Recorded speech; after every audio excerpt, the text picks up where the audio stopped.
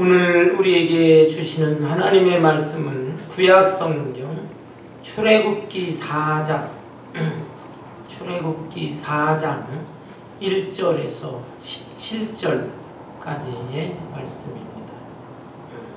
구약성경 85페이지 출애굽기 4장 1절에서 17절까지 내용이 좀 길지만은 제가 한 절, 여러분 한 절 교독하겠습니다. 모세가 대답하여 이르되 그러나 그들이 나를 믿지 아니하며 내 말을 듣지 아니하고 이르기를 여호와께서 내게 나타나지 아니하셨다 하리이다.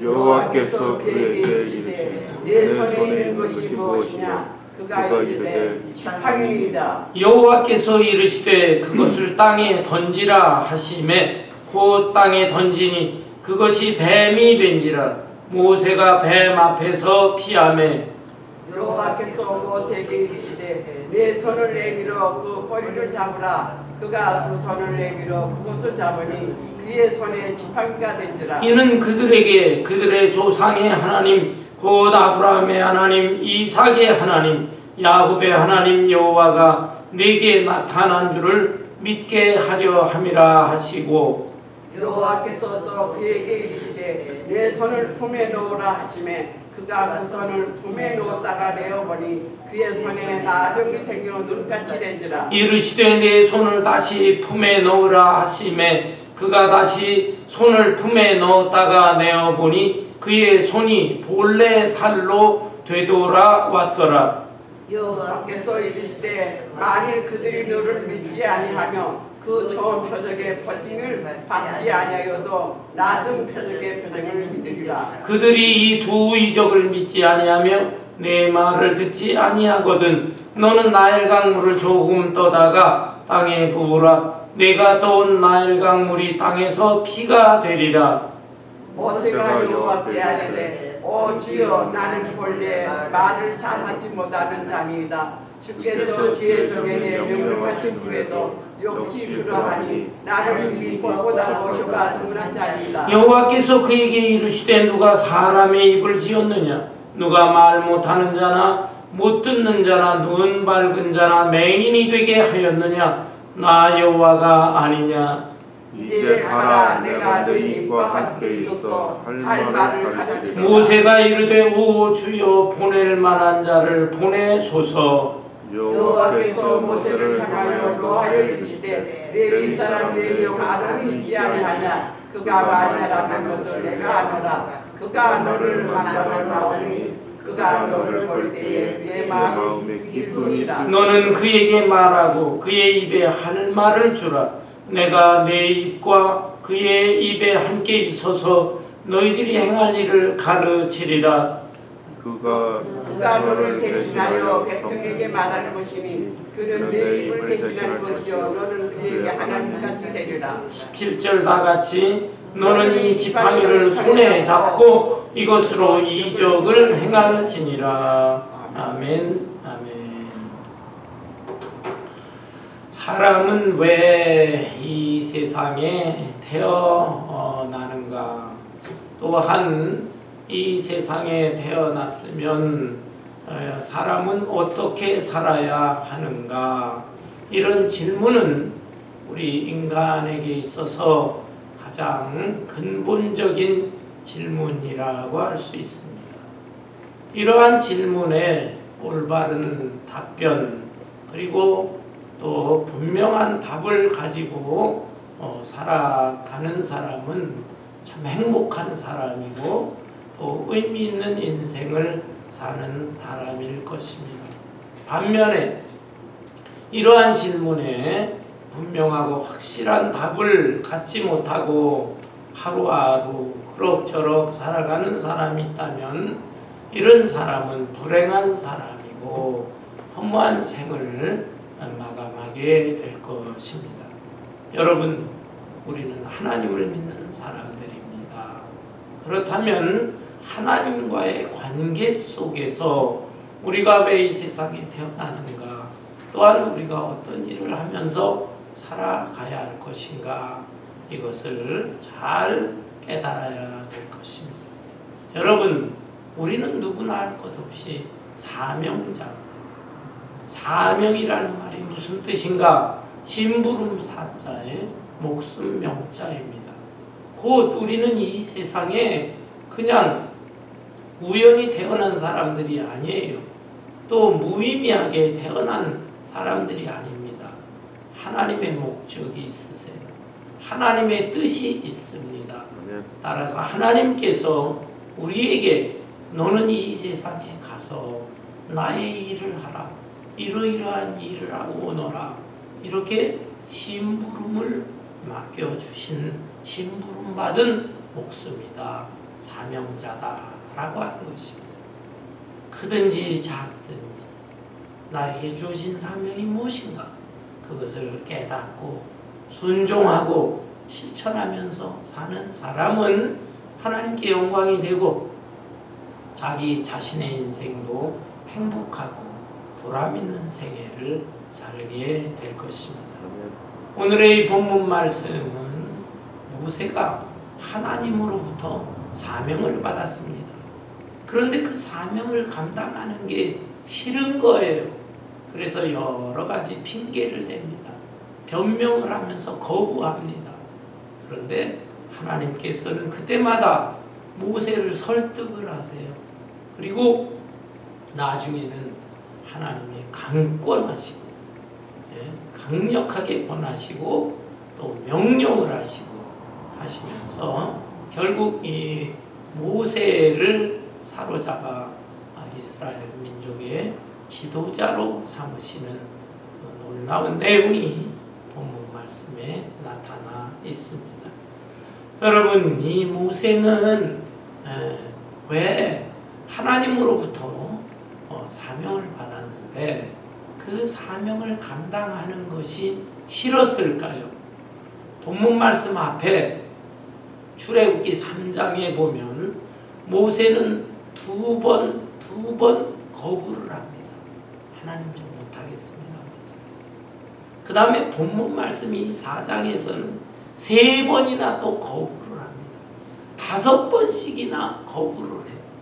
그 거부를 하는 나름대로의 그 이유가 있기는 해요. 그렇지만 그런 것들은 다 핑계요, 변명이고 모세의 속마음을 헤아려 볼 필요가 있어. 모세는 왜 그렇게 하나님의 사명에 대해서 감당하는 것이 싫었을까? 그 이유가 무엇 때문일까? 그 속마음을 상식적으로 생각해 본다면 2가지 정도 생각할 수가 있어요. 첫째, 이 모세의 나이가 80입니다. 80의 사명을 받은. 그러니 80이 된 나이에 무엇을 감당하겠나? 육체적으로, 정신적으로 다 쇠약하고 의욕과 열정도 약해지고, 그런데 내가 어떻게 이스라엘 민족의 지도자가 되겠습니까? 그런 마음이 있었던 것 같습니다. 그러나 여러분, 성경에 보면 나이가 많은 사람일지라도 하나님의 사명을 잘 감당한 사람들이 있습니다. 모세가 80의 사명을 받았는데 모세의 후계자 여호수아가 있습니다. 여호수아는 가나안 땅에 들어가서 그 가나안 땅에 살던 이방 족속들과 전쟁을 하게 되는데 그때 나이가 90이었어요. 90에 장수 노릇을 하면서 싸웁니다. 또 여호수아의 동역자가 85세. 그 가나안 땅을 분배하게 되는데 젊은 사람들은 비교적 수월한 땅, 그 땅에 차지하려고 합니다. 그 땅에 있는 그 이방 족속과 전쟁을 해서 차지하겠습니다. 그런데 헤브론 땅은 굉장히 산지가 험해요. 젊은 사람들도 그 땅에 이방 족속과 싸워서 차지하려고 들지를 않아요. 그런데 갈렙이 그 여호수아에게 얘기합니다. 저에게 이 산지를 맡겨주소서. 내가 그곳에 앞장서서 가겠습니다. 85세의 나이에 이렇게 헌신과 열정을 쏟게 된 것을 볼 수가 있습니다. 누가복음 2장에 보면요, 안나라고 하는 여자가 등장합니다. 안나, 이 여자는 결혼을 해서 7년 동안 남편하고 살다가 남편이 죽었어요. 그리고 무려 84년 동안이나 성전에 머무르면서 금식도 하고 기도도 하면서 생활했다라고 했습니다. 그렇게 성전에 머무르면서 금식 기도하면서 지낸 이유가 무엇일까? 메시아를 만나겠다. 메시아. 자기 당대에 하나님께서 메시아를 만나게 해주시겠다. 아마 그런 계시를 받았던 것 같아요. 그런데 이 사람의 나이가 얼마입니까? 결혼을 해서 7년 동안 남편과 살다가 사별했다. 옛날 이스라엘에서 아무리 결혼을 빨리 해도 13세입니다. 13세가 지나면 어린아이 티를 벗어나 소녀의 티를 벗어나 처녀로 인정을 해줬어. 성인으로 인정해줘. 그럼 13세에 결혼을 했어도 7년 동안 살다 남편이 죽었다. 그러면은 20세에 남편이 죽은 겁니다. 그리고 84년이나 과부가 된 지 혼자서 84년 동안이나 금식하고 기도하면서 지냈다. 그러니 104살이에요. 아무리 빨리 결혼을 해서 104살 이상이나 된 그 여자가 그렇게 금식도 하고 하나님 앞에 매달려 기도하고 하다가 그때 그 예수님이 탄생을 하고 얼마 안 됐을 때 그때 그 육신의 아버지 요셉과 마리아의 품에 안겨서 성전에 나와서 하나님 앞에 정결 예식을 하려고 예식. 그리고 또 그렇게 어린 아이들이 하나님 앞에 헌신하는 예식이 있었어. 그때 그 메시아 아기 예수님을 만날 수가 있었던 것입니다. 여러분, 나이가 들어도 하나님의 사명 감당할 수 있는 거예요. 트럼프 대통령이 78세입니다. 78세. 바이든 대통령 82세까지 대통령했어요. 이렇게 큰 일을 감당하는 사람도 있고, 그러나 작은 일 같지만 그런 일을 또한 우리가 하나님만 사랑한다면 거룩한 교회와 하나님 나라를 위해서 헌신하겠노라 한다면 감당할 수가 있는 것입니다. 모세는 내가 80세 어떻게 합니까? 아니, 나에게 부르시고 사명을 주시려면 젊은 나이에 하실 것이지 왜 이 나이에 저를 부르셨습니까? 마음속으로 거부를 했을 텐데, 젊은 나이에 하나님이 부르셨다면 경거망동하고 실수도 하고 이럴 것을 하나님이 아신 것이에요. 그래서 모세의 생애를 보면 잘못한 게 많아요. 실수도 많아요. 그 과정을 넘어가고 고난도 당하게 하고, 그래서 그의 혈기도 꺾어지고 또 고난을 통해서 성숙해지고 한 그 나이에 부르신 것이다. 이렇게 볼 수 있습니다. 또 한 가지, 이 모세가 왜 그렇게까지 하나님의 그 사명에 대해 거부를 하려고 했을까? 상식적으로 생각을 해본다면 이 모세는 전과자예요. 전과자. 모세는 40세 때까지 애굽 왕궁에서 자라고 교육도 받고 성장했습니다. 40세가 되었을 때 자기 동족 이스라엘 사람이 종살이를 하잖아요. 애굽의 관리자가 이 자기 동족, 그 동족을 노예로 부르면서 막 무리하게 일을 시키고 매로 때리고 하는 그 광경을 보았어요. 모세도 혈통이 이스라엘 사람 아니에요. 피는 물보다 진하다. 이 애굽 바로의 공주의 딸이 자기를 물속에서 건져서 이렇게 애굽에서 왕자 모습으로 성장했지만 피는 물보다 진한 거죠. 자기 동족이 곤욕을 당하는 것을 보고 화가 났어요. 그래서 동족을 지키고 그 애굽의 관리를 때려 죽였어. 그 관리를 모래밭에다가 묻고 숨겼습니다. 그런데 그 다음 날이었네요. 그 다음 날에 이번에는 자기 동족들끼리 이스라엘 사람들끼리 종살이만 또 아마 노동을 하면서 다툼이 생긴 것 같아요. 모세가 화가 났어. 그래서 아니 너희들은 같은 동족인데 왜 싸우느냐 하면서 만류를 하니까 그 싸우는 사람들이 네가 누구냐? 누가 너를 우리 민족의 재판관으로 삼았단 말이냐? 하면서 막 거부하는 거예요. 그래도 싸우면 안 되지 않느냐 했더니 너 어저께 애굽의 관리를 죽인 거 고발하겠노라. 세상에 동족이 또 그렇게까지 말하니까 자기가 사람 죽인 게 들통이 나게 되잖아요. 그래서 그 자리를 피해서 도망을 치게 된 것입니다. 모세 입장에서는 어떻든 사람을 죽였어.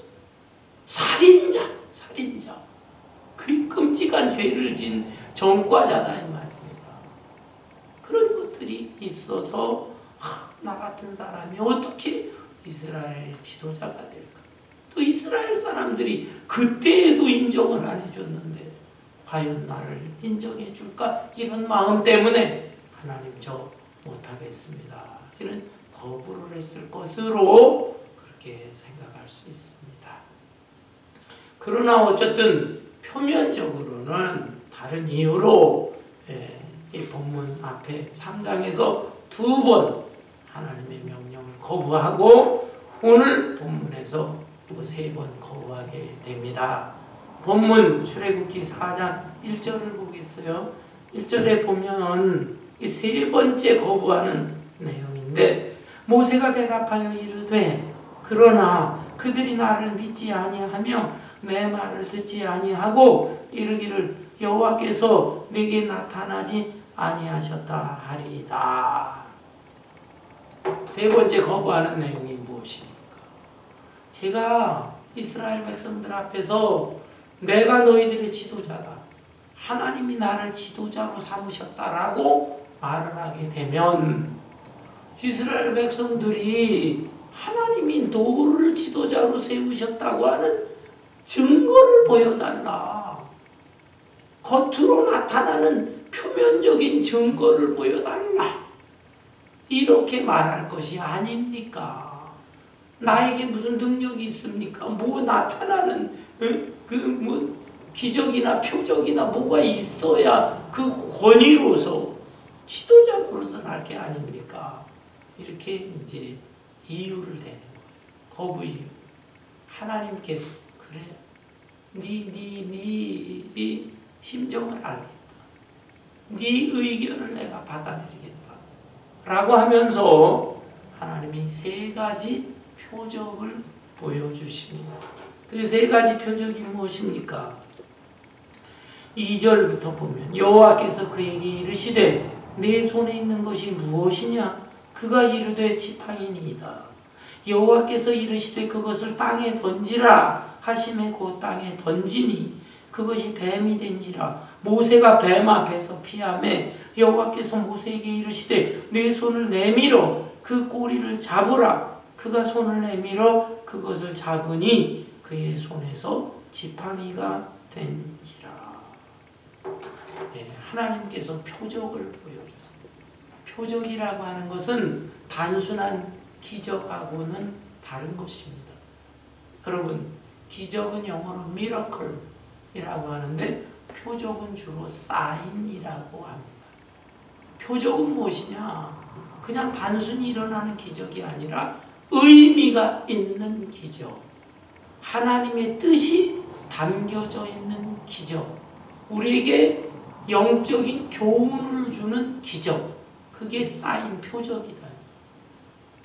근데 하나님의 첫 번째 표적은 무엇이냐? 모세에게 너 가지고 있는 거 지팡이. 그 지팡이를 던져봐라. 모세가 던졌더니 뱀이 됐어. 그 뱀 다시 꼬리를 잡으라 했더니 그 뱀이 다시 지팡이가 됐어. 그럼 하나님께서 이러한 표적을 보여주신 이유가 무엇일까? 여기에 담겨져 있는 영적 교훈은 무엇일까요? 그것은 이 뱀은요, 당시 애굽 사람들이 가장 싫어하는 동물입니다. 뱀 중에 코브라. 이거는 뭐 물리면 그냥 독이 확 번져가 몇 분 안에 사망하게 되는 것이죠. 무시무시한 동물, 뱀입니다. 뱀. 그런데 이 애굽의 왕을 파라오라고 하죠. 파라오. 애굽 이집트의 왕 파라오인데, 파라오를 우리 번역으로 바로라고 하는 것입니다. 사람 이름이 아니에요. 왕이라고 하는 뜻이에요. 파라오. 바로가 쓰고 있는 왕관 같은 거, 두건 같은 게 있잖아요. 영화에서도 나오고. 그 두건 같은 그 왕관 가운데 뱀이 이렇게 딱 새겨져 있습니다. 코브라 뱀. 아주 자기의 무서운 권위를 상징하는 것입니다. 따라서 하나님께서 지팡이로 뱀을, 또 뱀을 딱 집으니까 다시 지팡이. 이거는 뱀이 사탄을 상징하기도 하지만 애굽 왕 바로의 권세, 권위를 상징하기도 하는 것입니다.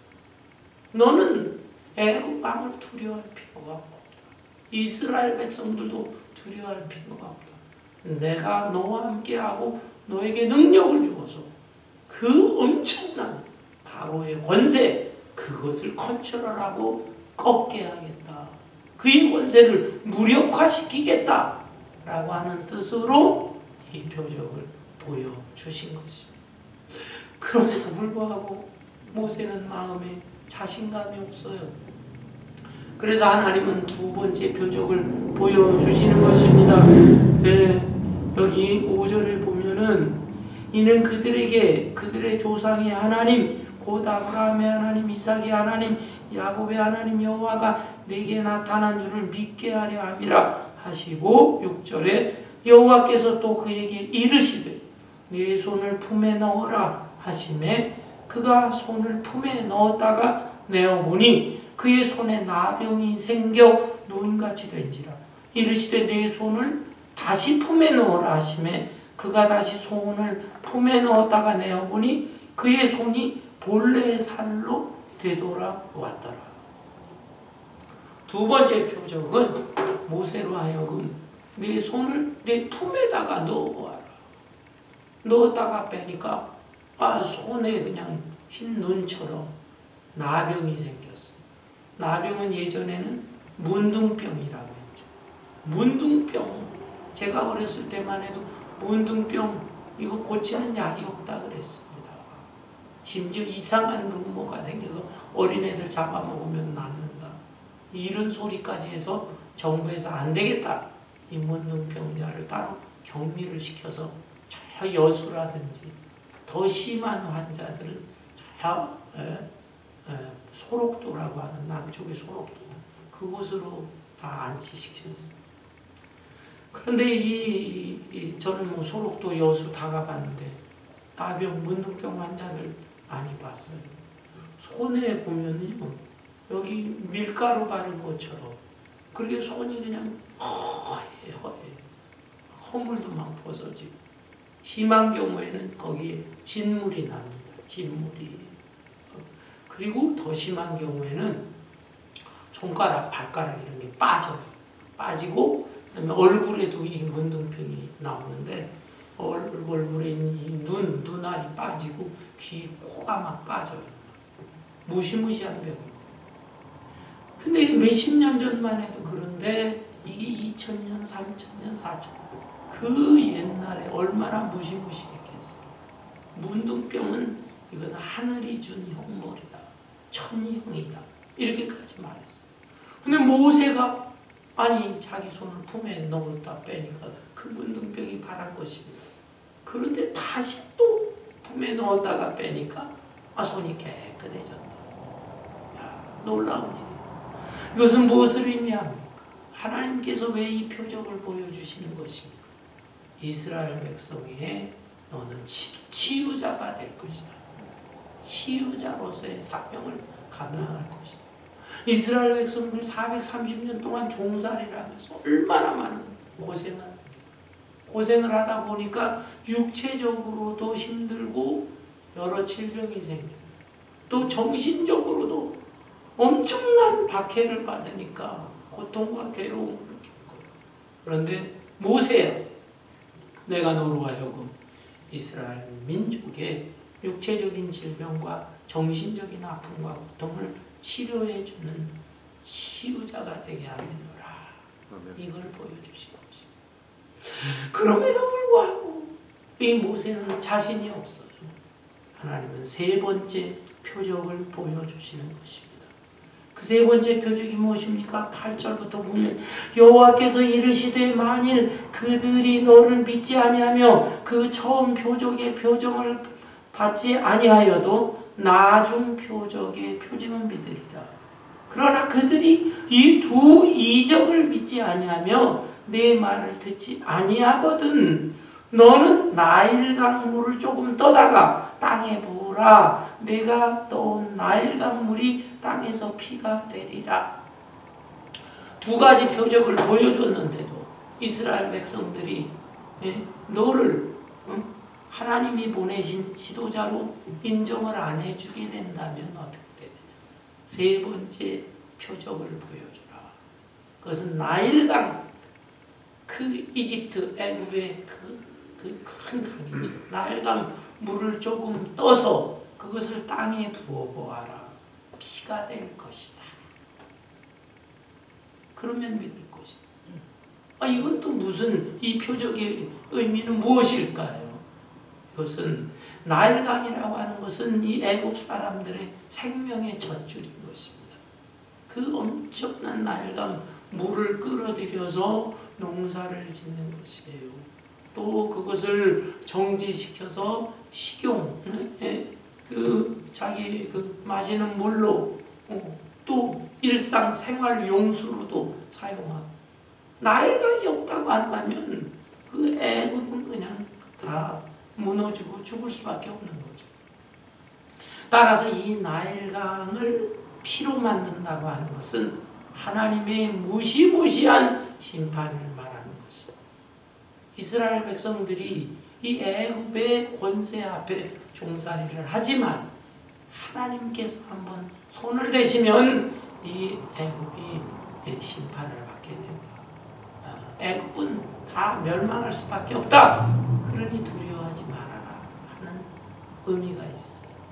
이런 표적을 보여주게 되면 너는 틀림없이 이스라엘 백성들이 인정하게 될 것이다 라는 거예요. 그런데 이 모세 보세요. 모세가 참 한편으로는 믿음이 있노라 하면서도 또 그 마음속 깊은 곳엔 믿음이 없어요. 우리 신앙인들이 그래요. 예수 믿는다. 머리로도 믿어요. 또 마음으로도 내 구원자가 믿는 것 같아요. 그렇지만 어떤 절박한 상황에 처해 있을 때는 하나님을 의지하고 하나님의 방법대로 순종하는 게 아니라 결국은 어떤 방법대로, 내 생각과 세상의 상식적인 방법대로 그렇게 결정을 하고 행동을 하고 하는 경우가 많다 이 말이에요. 신앙인의 불신앙이다 이렇게 볼 수 있어요. 신앙이 있긴 하는 것 같은데 어떤 결정적인 순간에는 불신앙적인 모습을 보여줍니다. 아니 세상에 하나님께서 이러한 표적까지 보여주셨음에도 불구하고 모세는 자신이 없어요. 그래서 네 번째 또 핑계를 대고 거부를 합니다. 10절에 무엇입니까? 모세가 여호와께 아뢰되 오 주여 나는 본래 말을 잘하지 못하는 자니이다. 주께서 주의 종에게 명령하신 후에도 역시 그러하니 나는 입이 뻣뻣하고 혀가 둔한 자니이다. 말재주가 없습니다. 자기는 혀가 둔해서 지도자 노릇을 못합니다. 지도자가 되기 위해서는 많은 백성들 앞에 말을 잘해야 돼요. 정치가들 말하는 거 보세요. 이 정치가 얘기하면 그 말이 옳은 것 같고 또 이쪽에 지도자가 얘기하면 이 말이 옳은 것 같고 얼마나 말들을 기가 막히게 잘합니까? 그렇죠? 근데 모세는 자기는 말을 못하니까, 혀가 둔해서 못하니까 지도자가 되지 못합니다. 라는 거예요. 그런데 정말로 모세가 그렇게 말을 잘 못하는 사람일까요? 전혀 그렇지 않습니다. 이 모세는요, 사도행전 7장 22절 여기 보면 모세가 애굽 사람의 모든 지혜를 배워 그의 말과 하는 일들이 능하더라. 이거는 초대교회 스데반 집사가 산헤드리라고 하는 공회원들 앞에서 이 구약 성경을 통해서 예수 그리스도를 증거하는 설교를 하는 내용이에요. 이 스데반의 설교 중에 모세를 언급하는데, 모세는 애굽 사람들의 지혜를 배웠죠. 왕궁에서 40년을 지냈으니까. 그리고 모든 말과 하는 일들이 능하더라. 말에 능한 사람이에요. 그런데 왜 모세는 여기에서 지금 본인이 혀가 둔하고 말을 못한다고 했을까요? 그것은 이스라엘 사람들의 말 히브리어에서 좀 자기가 둔합니다. 왜 그럴까요?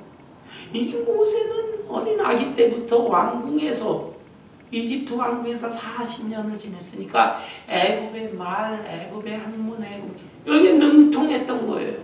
그렇지만 이스라엘 자기 동족들과는 얼마 접촉을 하지 못하니까 히브리어 발음 중에서 특별히 애굽의 발음하고 다른 것들이 있어요. 순경음이라고 하는데, 이런 발음을 하는 게 굉장히 어려웠을 것이다, 이렇게 보고 있습니다. 그렇죠. 여러분, 한국에서 오래 살다가 미국에 와서 생활해도 영어가 안 되죠. 영어가 오래 살아도 발음이 안 되고, 또 2세들 여기서 쭉 자라고 성장하는데 영어는 잘하지만 한국어 발음이 어렵잖아요. 그거와 마찬가지. 그래서 모세가 자기 이스라엘 동족 앞에 지도자 자신이 없다라고 고백을 한 것입니다. 그러자 하나님 뭐라고 하십니까?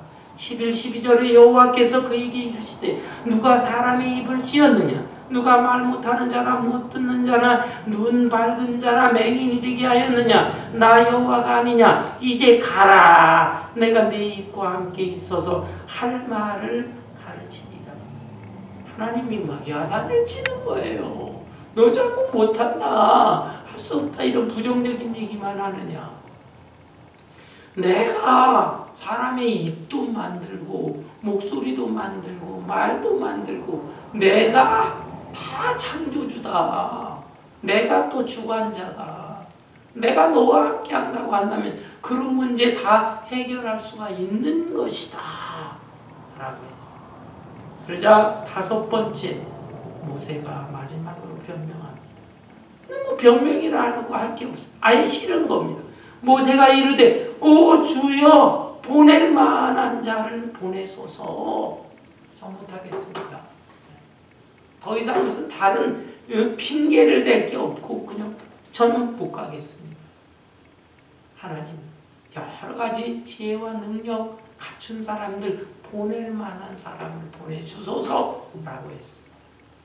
이 정도가 되면 하나님도 그래 관둬라, 평양감사도 하기 싫으면 그만이지, 그러실 것 같은데, 그러나 아니에요.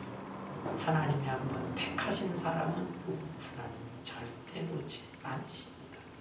하나님이 이제 화를 내세요, 진노하세요 하면서 4번째 변명과 5번째 변명에 대해서 설득하시면서 아예 강권하시고 명령하십니다.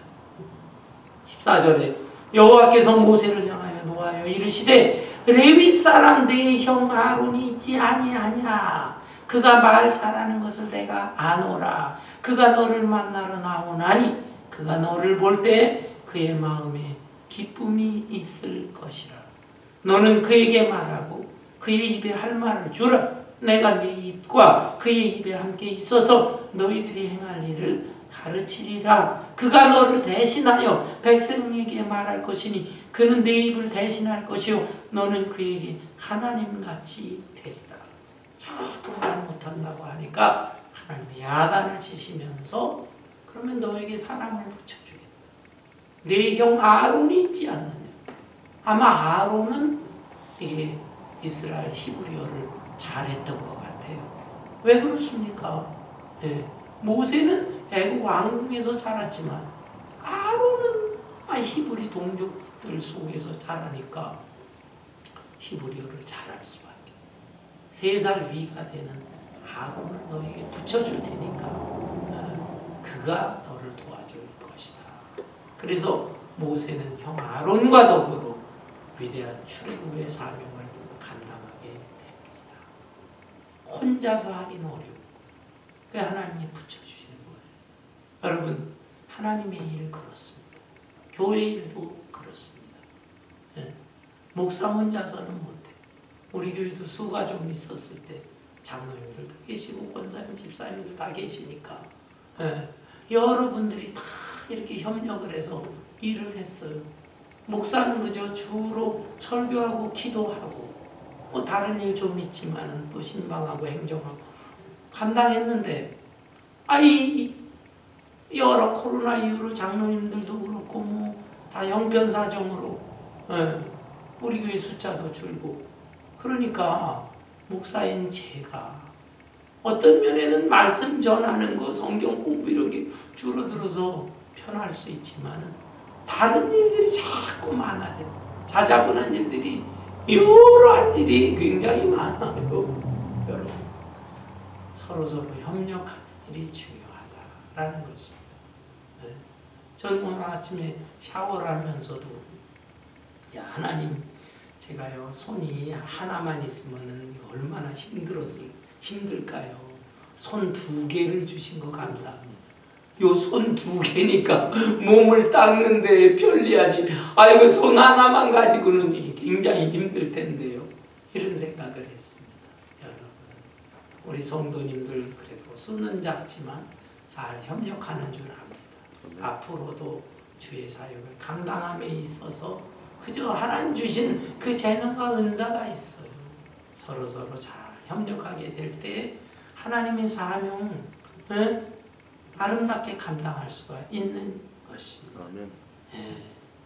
여기 말 못한다는 것에 대해서 하나님께서 이렇게 해결해 주시고 또 설득을 하시고 강권하시고 5번째 나 못합니다. 다른 사람 보내주세요라고 하니까 무슨 소리 하면서 17절 너는 이 지팡이를 손에 잡고 이것으로 이적을 행할지니라.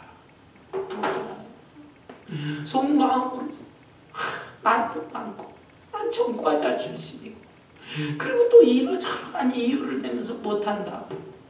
하나님이 안 넘어서 꽉 잡으시고 너에게 능력을 주겠노라. 네가 가진 게 뭐냐? 제가 가진 게 뭐가 있습니까? 40세 때까지 왕족으로 자라다가 사람 죽이고 나서 도망쳐서 미디안 광야로 숨어들었어요. 물론 미디안 광야에 거기서 지내면서 여자를 만나 결혼도 하고 2 아들도 낳았어요.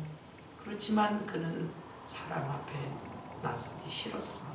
은둔 생활, 양치는 목자로서 그렇게 한 세상 그냥 그렇게 숨어 지내면서 살아야지 라고 했는데 하나님께서 모세를 들어서 양치는 목자로서 호렙산에 올라갔을 때 호렙산에 가시떨기 나무가 있어.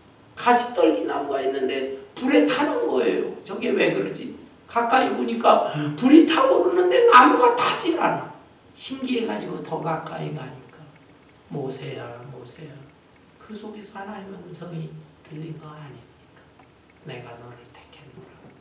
내가 너로 하여금 그렇게 오랜 세월 동안 종살이를 하는 이스라엘 백성들을 탈출시키고 해방시키고 출애굽시키노라. 하나님 사명을 맡고 나 못합니다. 네가 가진 게 뭐냐? 제가 가진 게 뭐 있습니까? 한평생 저는 실패자로서 이렇게 살아오면서 양치는 목자로 지팽이 하나밖에 없습니다. 몸뚱이는 늙었고 가진 것이라고는 지팽이 하나밖에 없습니다.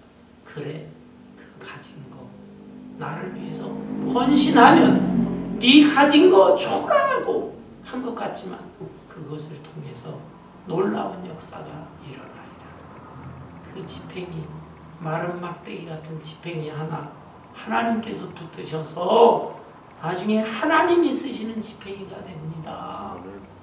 모세가 막 바로에게 가서 막 단판을 칠 때 나일강을 탁 지팽이로 치니까 정말 나일강이 다 피눈물이 됐잖아요. 피눈물. 결국 10가지 재앙을 통해서 바로가 이스라엘 백성을 풀어줄 때 그 200만 명이나 되는 백성들을 이끌고 행진을 합니다. 홍해 바다가 가로막혀 있어. 그때 이 모세가 지팽이로 탁 홍해를 치니까 홍해가 갈라지는 것입니다. 그리고 또 이 홍해를 건너 광야 생활할 때 마실 물이 없다 우성치고 막 백성들이 원망하고 할 때 모세가 반석을 또 지팡이로 탁 치니까 반석에서 샘물이 나오고 와 도대체 그 초라한 마른 막대기 하나 그러나 하나님 앞에 헌신을 하니까 하나님이 그것을 통해서도 놀라운 기적적인 역사를 일으키셨던 것입니다. 아멘. 사랑하는 성도 여러분, 여러분은 여러분의 생애에 대해 어떻게 생각하십니까? 하나님의 은혜로 여기까지 왔는데 감사한 마음이 있습니까? 때로는 원망스럽고 억울한 생각이 듭니까? 여러분 현재의 모습은 어떻습니까? 현재 내 모습을 볼 때 늙고 병들고 초라하고 나는 가진 재산도 없고 한 세상 성취한 것이라고는 아무것도 없구나. 그렇게 참 한탄을 하면서 지내고 있습니까? 그러나 그 가운데서도 가만히 생각을 해보십시오. 하나님께서 나에게 지금 남겨주신 것이 있을 것입니다. 그래도 건강이 있어요. 그래도 나에게 남은 재능이 있어요. 그래도 적은 것이지만 물질이 있어요. 어떤 분들은 그래도 귀여운 자녀들, 손주들이 있어요. 감사하면서 하나님, 제가 이 나이라도 내가 살아있습니다. 사명자는 자기의 사명을 다 끝낼 때까지 죽지 않는다. 내가 살아있기 때문에 내가 하나님 영광을 위해서 해야 할 일이 남아있군요. 이 생각을 하면서 내가 가지고 있는 것, 비록 상식적으로 세상 사람들을 볼 때 초라하고 비천하고 그리고 정말 아주 자그마하고 내세울 것 할지라도 그것을 갖다가 내가 하나님 앞에 드리면서 하나님 영광을 위해서 살기를 원합니다 라고 헌신을 다짐한다면 그것을 통해서 하나님의 놀라운 역사가 일어나게 될 줄로 믿습니다. 아멘. 제가 어린 시절에 여러분도 다 아실 거예요. 40, 50년, 60년 전에 동네 그 엿장수들이 많이 돌아다녔어요. 그 엿장자들이 가위질을 하면서 엿 사세요, 엿 하면 동네 아이들이 막 몰려갑니다. 집에서 찌그러진 깡통, 찌그러진 그릇, 못 쓰는 빈병 이런 거 가지고 오면 그걸 보고서 그저 엿장수가 엿을 호박엿 잘라줍니다. 끌을 대고 망치로 잘라주는데 정확하진 않아요. 어떤 애한테는 그저 큼직하게 잘라요. 어떤 애한테는 자그마, 어떤 애는 예쁘게 다듬어서 잘라요. 어떻게는 거칠게 잘라주고 어떤 아이들이 불평합니다. 나는 빈병 몇 개 가져왔는데 왜 이만큼 줘요? 쟤는 저 찌그러진 깡통인데 왜 이렇게 많이 줘요? 그 중에 어떤 아이들은 가져오는 게 없어.